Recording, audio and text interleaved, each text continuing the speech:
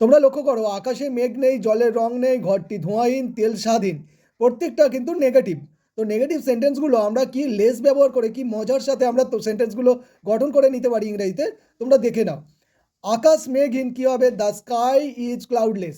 আমরা আগে লিখে নিই, the sky, SKY, sky is cloud, CLOUD, cloud, LESS। ঠিক একইভাবে ওয়াটার হয় রঙিন, তাহলে ওয়াটার, WATER, ওয়াটার ইজ রঙিন, রঙের ইংরাজি কালার, তোমরা জানো COLOUR, কালার, আর লেসটা যোগ করে দেবো, কালারলেস হয়ে গেল। ওকে, পরেরটা দেখো, ঘরটি ধোঁয়াহীন, ঘরটি কি ইংরাজি কি হবে? দ্য রুম মানে হচ্ছে ঘর, আর ইজ মানে হচ্ছে হয়, ধোঁয়ার ইংরাজি কি? স্মোক, SMOK, স্মোক, আর লেস হচ্ছে হীন হয়ে গেল, তাহলে স্মোকলেস হয়ে গেল, দ্য রুম ইজ স্মোকলেস। তেল স্বাধীন, তেলের ইংরাজি তোমরা জানো সবাই, অয়েল মানে তেল, ইজ মানে হয়, স্বাদের ইংরাজি কি? টেস্ট, TASTE, টেস্ট, আর তার সাথে লেস যোগ করে দাও, টেস্টলেস। তাহলে উত্তর পেলে কি? আকাশে মেঘ নেই, দ্য স্কাই ইজ ক্লাউডলেস, তারপরে জলের রং নেই, ওয়াটার ইজ কালারলেস, ঘরটি ধোঁয়াহীন, দ্য রুম ইজ স্মোকলেস, তেল স্বাদহীন, অয়েল ইজ টেস্টলেস।